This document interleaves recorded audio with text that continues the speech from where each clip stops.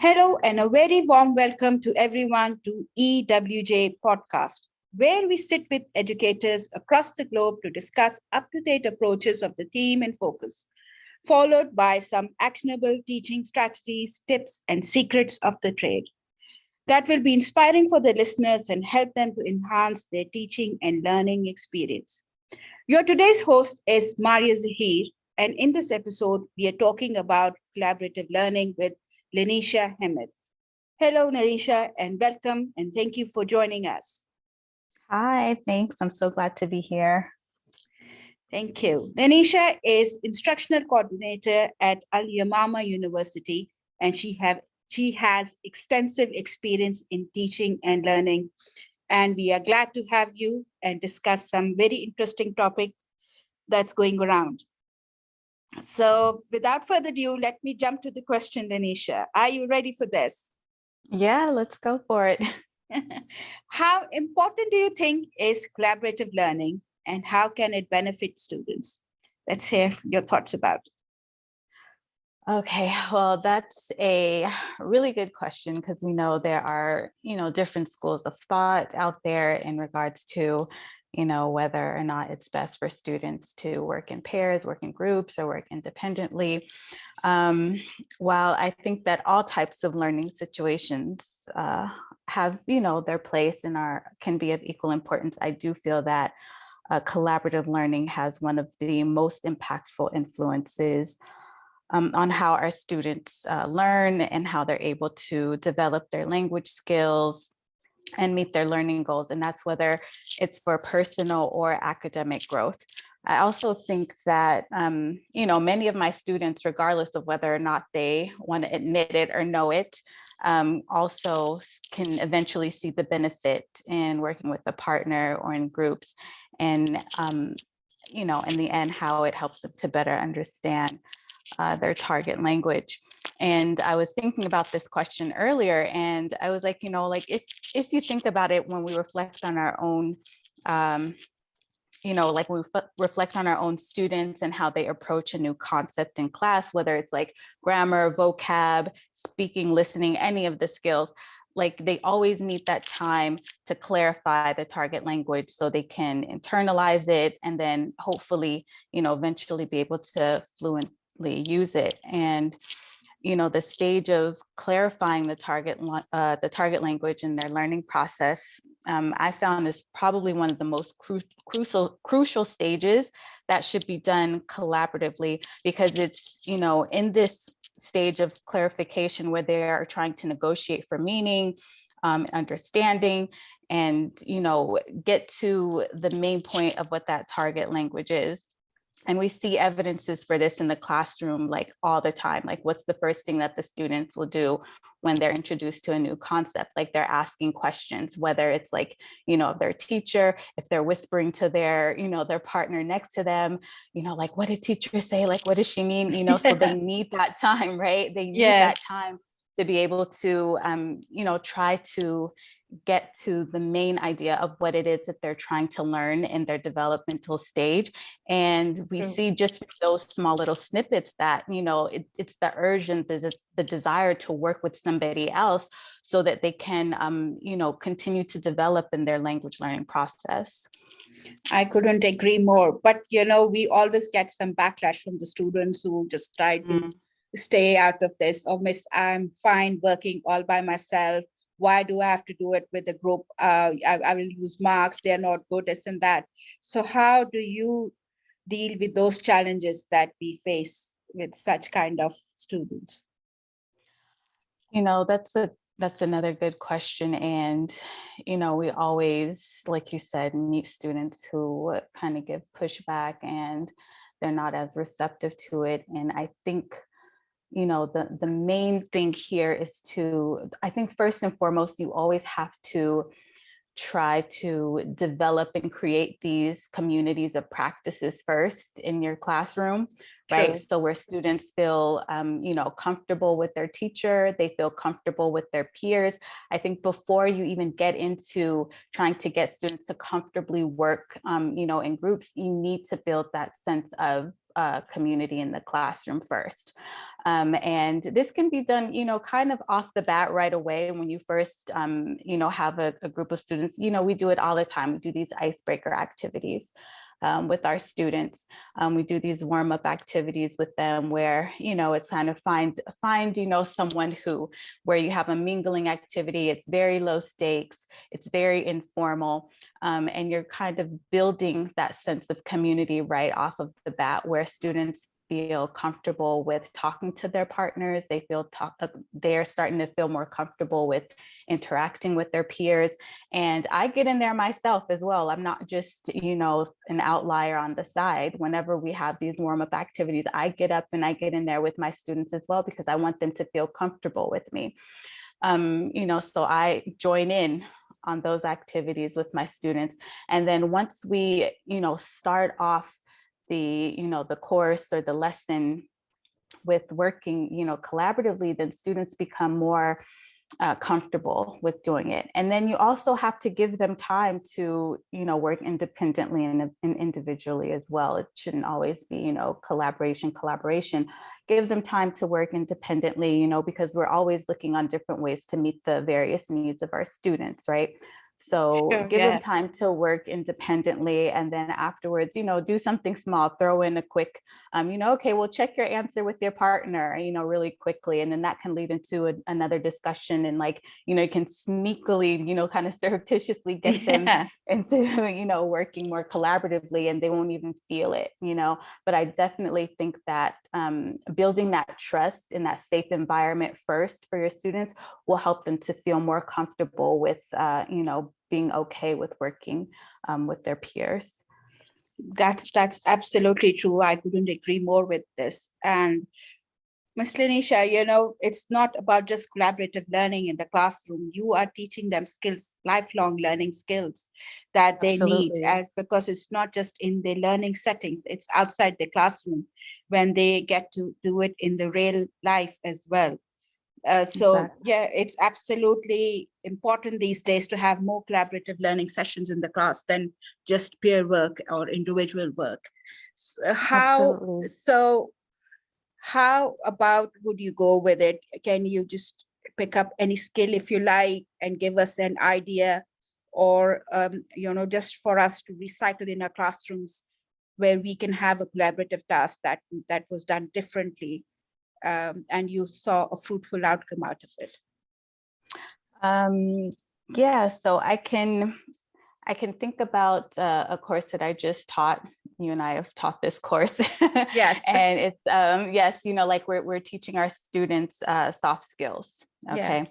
And focusing on soft skills, in the classroom, and then taking it a step further, in the workplace, because we're dealing, we're working with students who are focusing on ESP. And so they need this language for specific purposes. And this is for teachers, right? And so I first give them examples from my own life. I try to make my classes very personable. I always try to connect with my students in that way. So first getting them to think that, it doesn't just happen in the classroom as learners. I still have to work collaboratively, as a professional in my field with my colleagues, and I have to know how to be flexible, how to be adaptable, how to use problem-solving skills, how to use time management skills as a professional. So I bring that into my conversations with them. And I did an activity with students where, these were some of the soft skills that we're working on in that particular week. It was on flexibility, adaptability, problem solving, and time management. And in this group, I have, it's pretty mixed proficiency. So some girls who are at a higher proficiency level than others.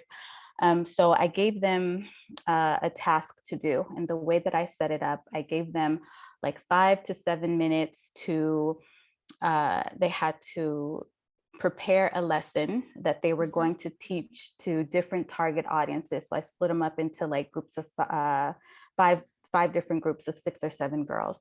Mhm. And in their groups, I gave them a task where they had to prepare a lesson that was 5 to 7 minutes on the effects of sleeping and the negative effects of getting a lack of sleep.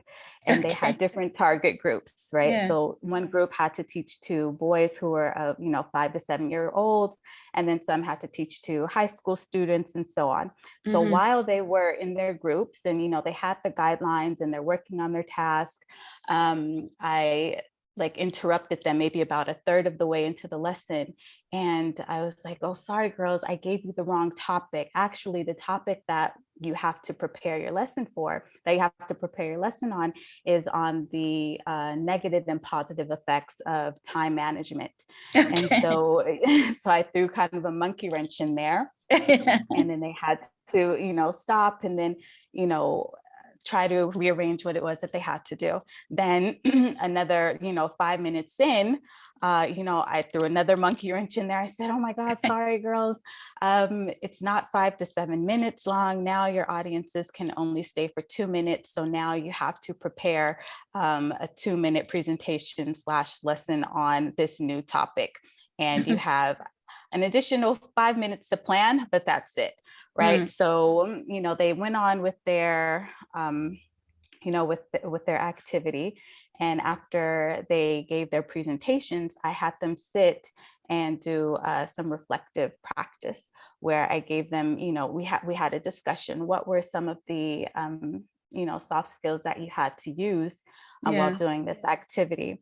And some of the girls that, once I introduced these new concepts to them of flexibility, time management, problem solving, they didn't really grasp, the concept. So Mm. actually putting them in these scenarios and then giving them these guided questions to think about in their groups, Yeah. they were able to discuss it. And as I was monitoring and walking around, I could hear them, agreeing and disagreeing and arguing. And then there were some aha moments, and Yeah. they were like, oh, okay, so that was, like problem solving, or that's how we, were able to be flexible and use adaptability. And because there were girls, and I purposely put, girls who are at a higher proficiency level with some girls who are at a lower proficiency level, right? Thinking about Krashen's I+1, Yes. theory. So, I put them, I paired them and grouped them specifically for, this purpose. And after they had their reflective practice, we got whole class feedback. And the girls who went into this activity not really understanding these new concepts and how they worked, through the activity itself and then through the reflective practices, they were able to then describe to the class what these new concepts were, still with a little bit of help from their peers. But it just showed the power of collaborative working and how when students are working with the more knowing interlocutor and being able to negotiate for meaning just took them to the next stage in their understanding of the target language. Definitely. Yes, that's what collaborative learning is, right? So they Right. scaffold each other's learning and they build on what they learn from less proficient learners to the higher proficient ones. That's the main purpose. Exactly. Great. That's good. So let's move on to our next thought of the day. That is, what are some achievable actions that reflects collaborative learning and at its best in a classroom? So as a teacher, what are some achievable actions that you have done to promote more collaborative learning in the classroom? Well, we know the basics, like the pair work and the group work, but, getting in more role plays and gamification, peer editing, sequencing exercises, Mhm. brainstorming, all of the process, in our program, we do, it's project-based and task-based learning. Mhm. So it's giving students, the time to do the process work for the project in groups. Um, Having a lot of reflective discussions with guided questions. Mhm. And one that I'm starting to incorporate more into my classroom after observing one of your lessons, Miss Maria, was the jigsaw reading. Yes, yes. The jigsaw activities. And when I observed it in your class, it just went so amazingly well. And, you could actually see how students were working together, Yeah, in their ZPDs. And, I got the idea to implement it in my class with my students. And initially they were not too happy about it because it took them out of their comfort zone, it right? does. Yes, And it's it the is right meaning of jigsaw. The students also get into that jigsaw vision of how to do the task, isn't it? So it's exactly, quite challenging for them, exactly. but it's It is. worthwhile at the end. Yes. Absolutely. And especially once you give them the chance to sit down and, reflect on what it is that they actually accomplished, then they're able to really see, the benefit. Because initially it just seems like, this is like, what's going on here? Why can't you just give me, the full reading? Why can't you just give me the full steps of everything, Yes. I'm Yeah. supposed to do? I don't want to try to figure this out on my own. Just, Yeah. hand it to me. And when you take them out of that comfort zone and you force them to, really use their own, powers of deduction and reasoning and problem solving and having to do this with their peer, then it sticks more with them and they're able to learn more. So I Definitely. would definitely say Jigsaws. I love doing role plays, Yes. with students, giving them a scenario, giving them the target language, and giving them the space to be able to teach it to us in a way that makes sense to them, and then giving their peers an opportunity to ask questions and letting the students just take the lead on, everything that's going on in that particular part of the lesson. Those Definitely. work Yes. really well. Yeah, it's But amazing. I if you love it. remember, Miss Lanesha, there is like when we had the reflection in that task, and there was some gap in answers, and some questions were unanswered, and we Yeah. went on asking them, why is that? They said, Miss, she didn't get the information correctly. So there, Yes. where they understood why this collaborative learning is important, that each person has to give their own, chip in their own part to have this puzzle joined together. And Absolutely. that also gives them a sense of responsibility, that even if you're part of the other group, you have to give responsibility to the others as well. And each one has to Exactly. hold that role they need to get the information right to the other end. And Absolutely. And I yeah, think that when I saw that in your, during your lesson, the girls initially, they were quite annoyed, right? They were like, well, Miss, we couldn't get the answer because she yeah, didn't do her part. And, yes, just like you said, it absolutely 100% shows them, how important every person's contribution in the group is to the success of completing the task. yeah, And it gives them, like you said, a real sense of accountability, and it gives them a greater sense of focus and purpose and investment in their own, learning. definitely. Yes, I couldn't agree more with this. So, in your experience, what are some top tips for instructors that will help them promote more collaborative learning, especially in the virtual, when they are online? Teachers have Mm-hmm. struggled to promote more. I know Zoom has this breakout rooms where teachers are using to have collaborative learning and jumping in and out of it to interact with students. But not everybody, not every institution for the fact was using Zoom. So we had limited resources then when we Yeah. started. And I'm not looking forward to if it ever happens again to us too. So what through your experience when you were teaching online and not Mm-hmm. having the access of breakout rooms then, so how would you suggest having, promote more collaborative learning in the past? Yeah. Um, well, actually, when I started, when the pandemic started and we had to go online, we actually did have Zoom, and we started using, the breakout rooms right away. But obviously, I wasn't as well versed in it, as I am now. So it wasn't really, it's taken some time for me to see how effectively it can be used.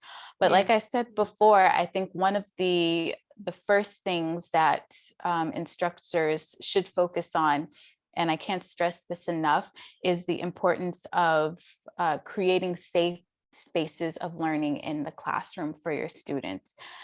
We can get our students to, pretty much do whatever we want them to do, whatever we need them to do, if they feel safe enough to be able to experiment without the fear of feeling that, they're going to be judged on whether or not right away they're doing it correctly or incorrectly, without the fear of, being judged all the time, without the fear of, maybe their classmates making fun of them or something like this. So I think the most important thing, the first thing, is making sure that you have built a safe space and you're fostering the safe space for your students to learn. And that's not just, teacher-student rapport, but also building, helping the students build rapport amongst themselves. So they True. feel, that they are supported by their peers. And that comes with, letting them work in groups and with partners who they feel comfortable with,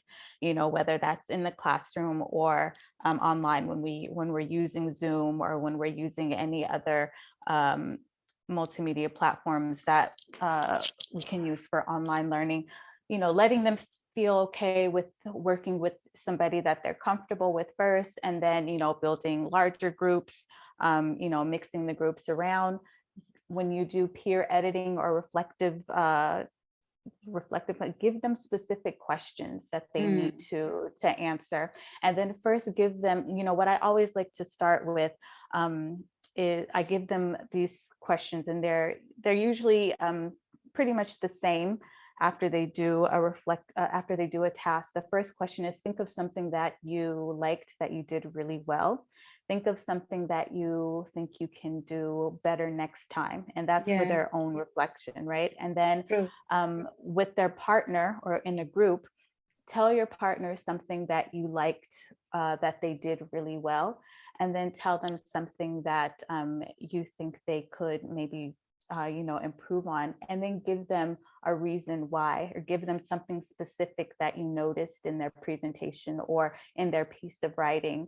And don't just, I don't want them to be, I don't want it to be subjective, right? So make sure that you can focus on something very specific and have a discussion about it, and give your classmate an opportunity to give you reasons and explanations as to why they made certain choices, like as because as like as teachers and as instructional coordinators and teacher trainers, we do this same kind of interaction with with the teachers that we're working with. And I want the students to feel the same way in the classroom. It's not just, oh, I think this is great because you're my friend and I don't want to give you any real criticism, but let's be objective and look at what you did well, and point to something specific, give a specific example that's based on the target language, based on the guidelines, based on all of the things that you've been teaching the students thus far. And then let's look at something that perhaps was missing, or perhaps could have been developed a little bit more. And it could be pronunciation, it could be using the correct tense of a word, it could be body language, something very specific, but giving them specific things to look at, and being objective, and then giving them some examples that they can go back to, so that they don't feel that they're being targeted. Rather, this is something to help them to improve next time. Definitely, yes. And especially when you say, Miss, will my name, she will let you know, like the student will know who am I writing with, will my name go with this feedback? Exactly. I said, yes, why not? It's okay. She's not going to pull your hair down to the floor and say, why did you write that? It's like supporting and, learning from each other's mistakes. And I even tell them, me as a teacher, I learn from my mistakes. I learn what I hear from my colleagues, and try to improve myself from there. And we have discussions and we reflect together as well. So it's just giving them that comfort as well, to understand it's okay to make mistakes. Even if you're doing it collaboratively, it's also, it gives them an oomph they need in their confidence. Yes, I think it's okay to do that, and it's okay to be collaborative in this. So yes, great. That's absolutely right, what I am hearing from you. So my question to you is should we give students the liberation and independence to choose their own group, or it is always good for a teacher to group them? Okay. I The tricky think, question we come yes, across in class. Yeah. I think, incorporating all of these different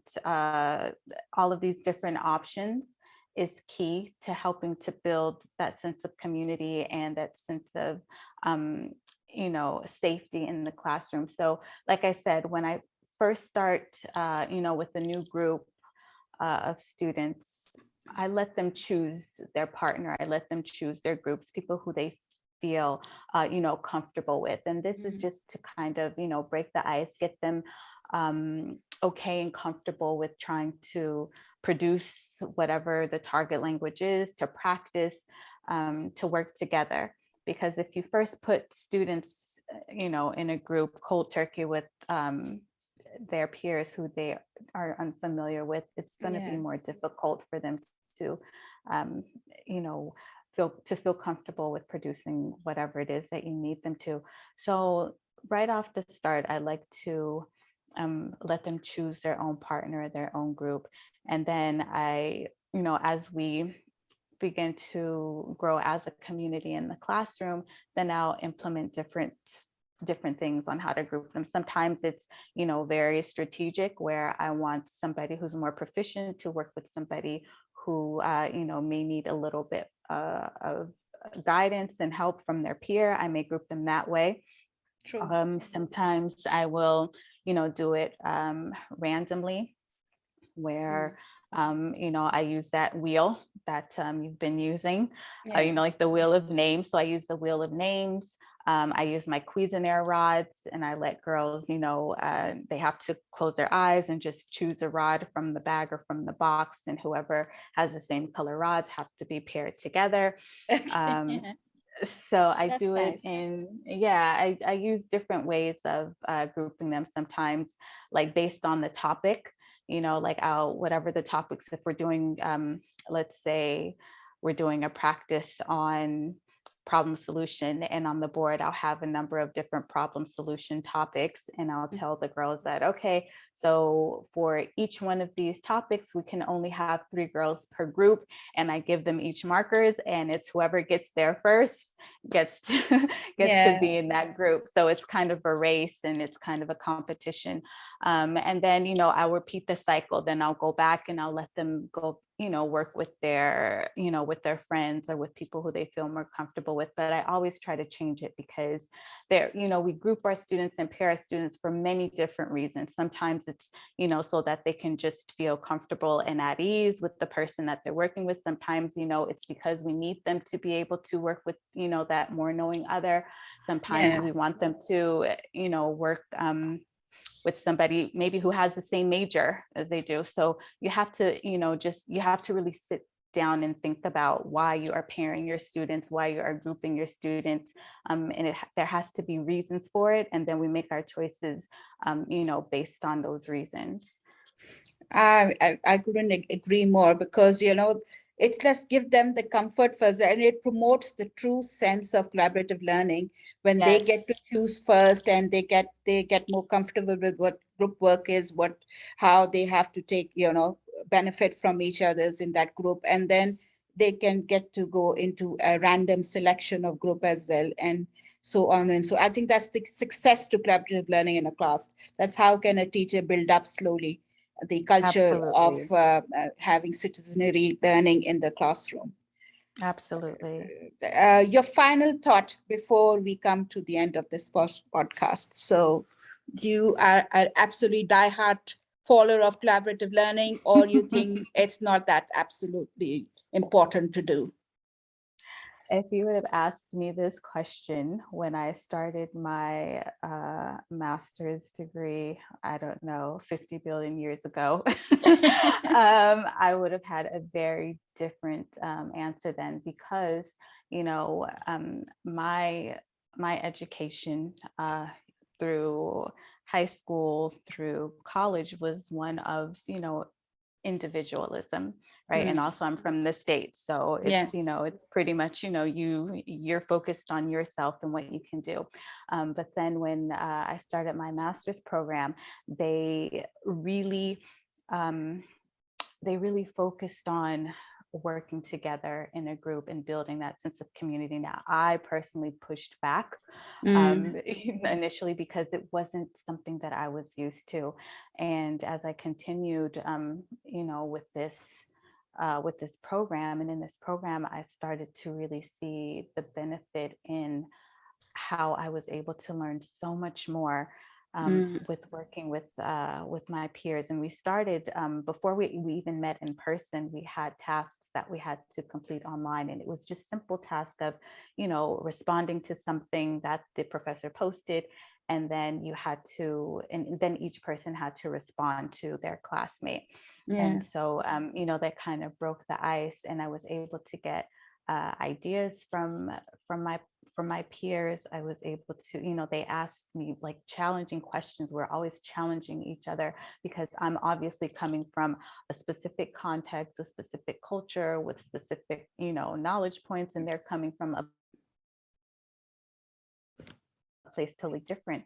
And so working with these people just kind of opened my eyes to different ways of perceiving things and understanding things. And so when I saw the benefit of how it worked in my own life, and how it helped me with my own education, and not just, like professionally, but personally as well, like I became a solid believer in, the power and the benefit of working collaboratively if it's done well and if you put the time and effort into it. So I definitely try to implement it in my lessons, and I also try to get my students to see the benefit and to appreciate it and to understand it, why we're doing this, and how has this helped, and what did you learn after having worked with your group that you didn't know before, you were working with your group.